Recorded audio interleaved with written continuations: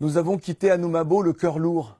La disparition de Papa Wemba nous a dévastés. Nous sommes anéantis. Papa Wemba est un personnage central dans l'histoire de la musique, un artiste totémique. Le jeudi 21 avril, nous nous sommes entretenus avec lui. C'est l'un des derniers entretiens de sa carrière. Et le concert qu'il a donné au FEMUA, le dernier de son histoire musicale. Les images que vous allez voir sont donc précieuses. Papa Wemba aimait à dire et à répéter qu'à choisir, il préférerait prendre son envol, quitter ce monde en chantant. Ce vœu n'est accordé qu'aux plus grands. Papa Wemba, bonne arrivée dans Couleur Tropicale. Merci Claudie. On te reçoit ici, en terre ivoirienne, où vient de se dérouler la 9e édition du FEMUA. C'est un rendez-vous important aujourd'hui pour les artistes, et j'ai envie de dire pour les artistes militants, engagés pour la culture, et qui ont également envie que leur présence, que leur prestation profite à d'autres, et les autres, ce sont les jeunes, ce sont les plus démunis, puisque ce festival a une dimension sociale. Comment vis-tu le FEMUA créé par un artiste comme toi? La 9e édition a connu une participation vraiment très grandiose des grands artistes. Il y a le vieux Falka Touré, ouais. Il y a Papa Wemba, puis il y en a d'autres. Et des jeunes qui viennent d'arriver, Toufane, ouais. Tout ça. Charlotte Dipanda, moi j'ai dit vraiment bravo, bravo. À Salfo, j'ai toujours dit à ces garçons, il ira très loin. Il ira très loin parce qu'il est carré dans tout ce qu'il fait, quoi. Moi, quand je l'ai côtoyé, quand il m'a appelé pour le festival, aussitôt dit, aussitôt fait, quoi.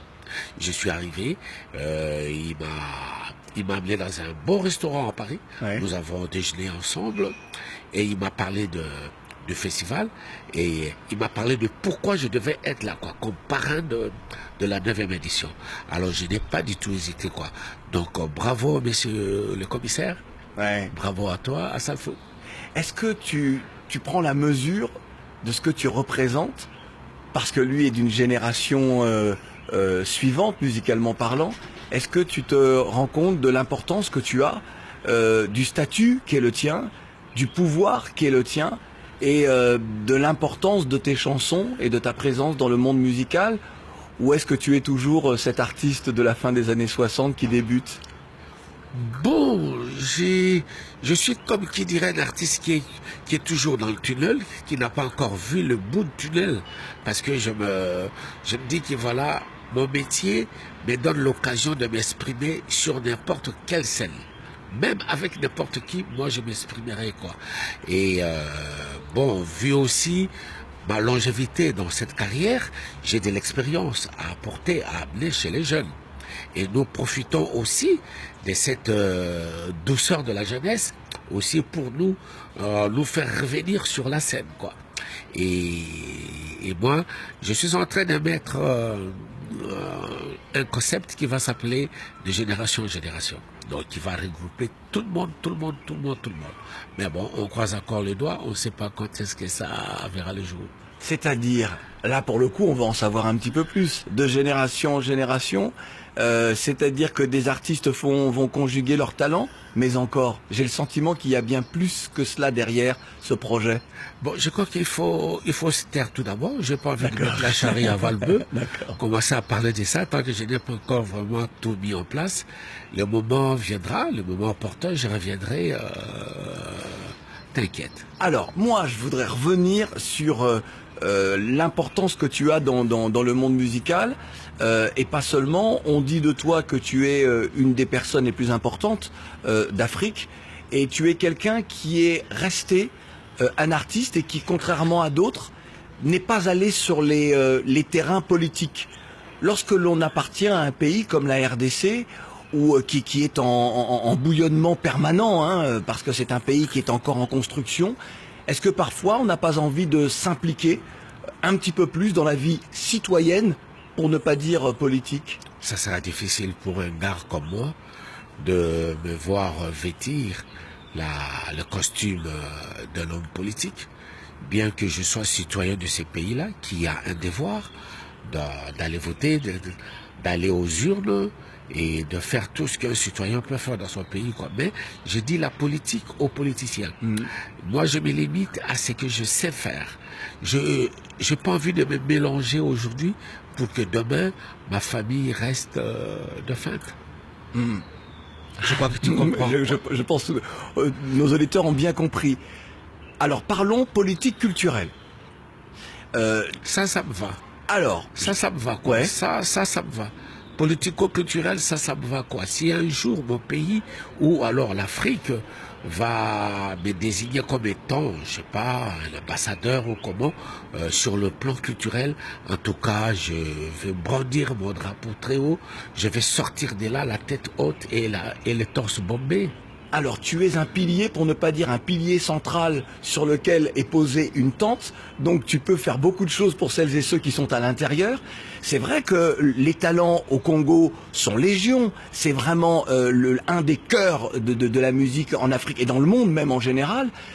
Et c'est vrai que bon nombre d'artistes se plaignent qu'il n'y ait pas une politique Malheureusement. culturelle cohérente en RDC. Malheureusement, Claudie. Alors, est-ce qu'il n'est pas temps là, pour toi, de t'engager avec d'autres pour que les choses changent? Et là, lorsque je dis ça, je ne jette pas la pierre à ce gouvernement-là, mais à d'autres gouvernements précédents aussi. Ça changera avec ceux qui nous gouvernent, quoi. Ouais. Ça changera avec eux. Ça changera pas seulement avec nous, parce que nous n'avons pas cette arme-là. Nous avons l'arme de dire tout haut, c'est que l'homme politique dit très bas. Ouais. Mais nous n'avons pas l'arme d'avoir beaucoup de moyens. Est-ce qu'il n'y a pas un manque de solidarité de la part des artistes? Bon, quelquefois, ça fait défaut aussi, quoi. Ça, c'est Eh oui. c'est le mal congolais, au fait. Parce que la première arme, c'est celle-là, c'est la solidarité, Ah oui, c'est ah d'être oui. ensemble pour... Ça, c'est le mal congolais, quoi, qui habite en nous depuis des décennies et des décennies. Ouais. Malheureusement. Bakule pesi afikide ya kopenda yo boli namo impena butu oponi na yo kokene chance ya suka upoko pesa ngai tana na yo mabere uteba de bete kai wa yo ya pasa seleki kai namo itana na kwe namo koema wao yebe baso komandanga teo ya boni ko balela ka la balela papai. Aujourd'hui, la RDC reste toujours une terre de rumba. Es-tu heureux de voir que cette rumba se renouvelle avec une nouvelle génération qui met aussi effectivement un peu de R&B dans tout ça, un peu d'afro-pop dans tout ça? Est-ce que tu reconnais malgré tout toujours, toi, ta rumba? Moi, je suis rumba. C'est grâce à cette rumba que je me suis fait connaître à travers le monde. J'ai dit merci au Grand Calais, j'ai dit merci à Franco, j'ai dit merci aussi à mon mentor qui est le Seigneur Taboulé, paix à son âme. Et aujourd'hui, les jeunes qui nous emboîtent les pas aussi font pareil, quoi. Ils sont en train maintenant de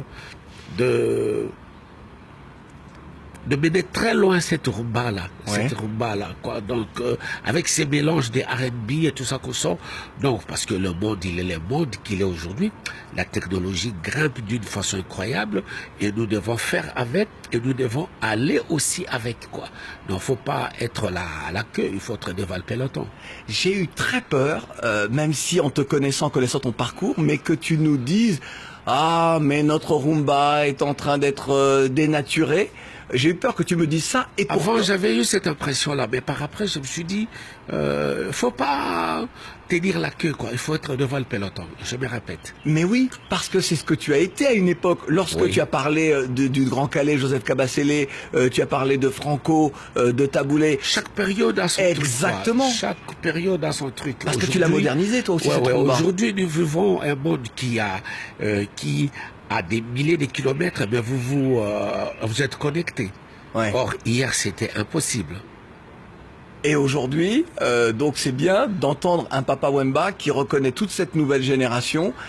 Est-ce que toi, tu pourrais justement dire, tiens, la rumba qui est la mienne, que je porte depuis si longtemps, toi qui as été, encore une fois, je le dis, un véritable magicien. Parce que c'est vrai que dans les années 80-90, personne ne pouvait imaginer que tu amènerais la rumba sur ces terrains-là, c'est-à-dire avec ces mélanges, ces alchimies, tout en restant très rumba.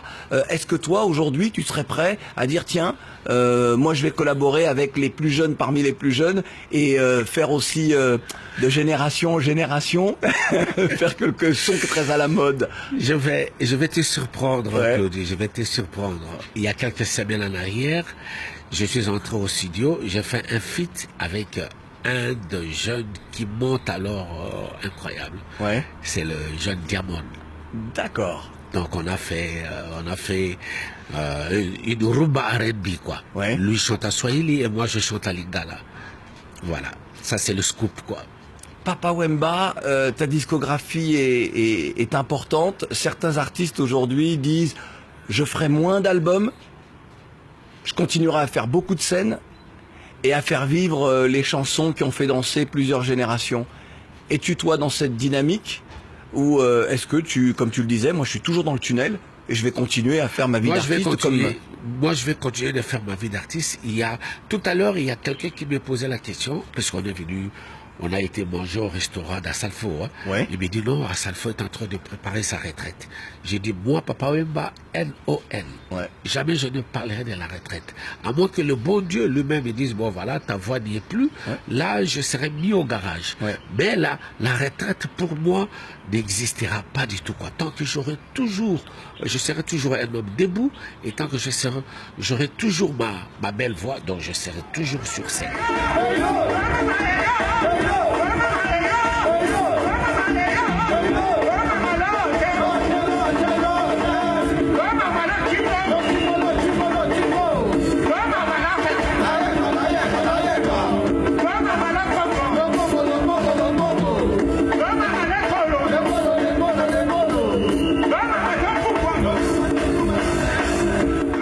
Je suis très ému finalement de parler avec toi aujourd'hui ici parce que en 1995, nous étions ici à Abidjan.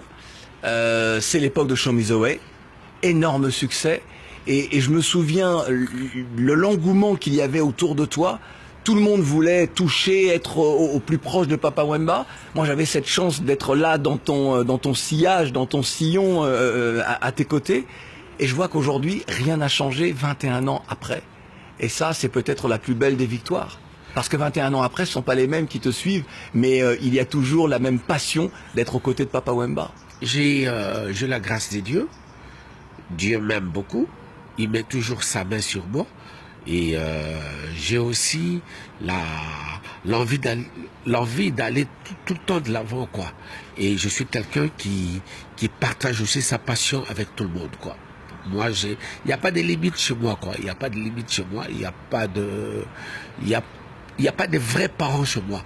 Moi, mes parents, tous ceux-là qui m'entourent, quoi. Et tous ceux-là qui m'aiment. Y a-t-il eu un retour, puisqu'on parle de cette notoriété, y a-t-il eu un retour au Japon? Parce que ça a été un moment extraordinaire dans ta vie, comme dans la vie de bon nombre d'artistes congolais des années 80-90. Y a-t-il eu un retour au Japon? Un retour, je parle scénique?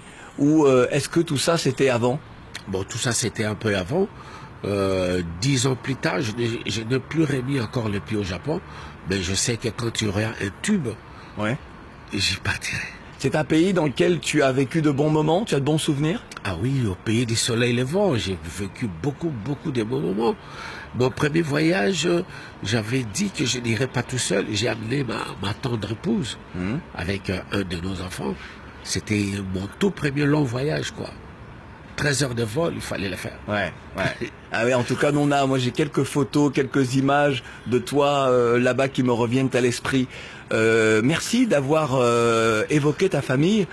Aujourd'hui, comment est-ce que les enfants, les petits-enfants, voient leur grand-père et leur papa J'ai artiste?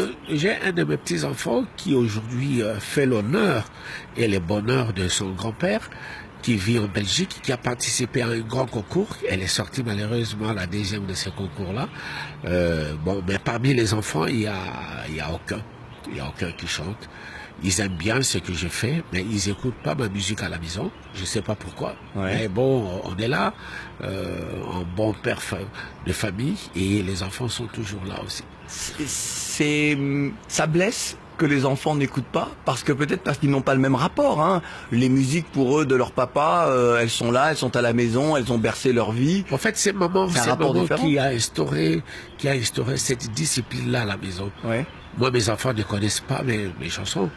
Bon, ils connaissent comme ça, mais quant à interpréter ou à chanter une de mes chansons, ils connaissent pas, quoi. En fait, c'est une discipline que leur maman a mis en place pour ses enfants. À la maison, il n'y a pas Papa Wemba star. Non, rien du tout. C'est papa. Ça n'a rien à voir, c'est papa. C'est bien, c'est peut-être mieux finalement. Ah ben oui, je joue mon rôle de pater. Ouais. Mais peut-être que tu ne sais pas qu'en dehors, les enfants écoutent tes chansons et connaissent toutes tes chansons. Mais c'est bien. Voilà. C'est bien. Quand il ne faut pas à ma présence. Bon, c'est que je me dis, bon, ces enfants-là, ils ont leur milieu, ils ont leur goût, parce que les goûts et les couleurs, je les laisse à leur goût, quoi. Ouais. Je ne peux pas dire que voilà, à la maison, vous ne devez qu'écouter mes chansons. Ah non, ça c'est pas Papa Wemba, ça. Papa Wemba, c'est toujours... Oui. J'ai cette liberté-là, ils ont cette liberté-là de faire de leur vie ce qu'ils ont envie de faire, mais bon, il faut que ça soit en bon sens.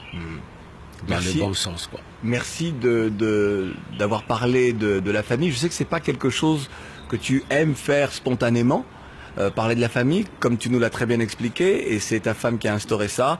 La famille, la maison, c'est la maison, et le métier, la chanson, c'est autre chose, ça c'est à l'extérieur. Merci. Merci en tout cas, Papa Wemba, d'avoir été... Toi-même. Toi-même, tu sais, grand frère. Merci.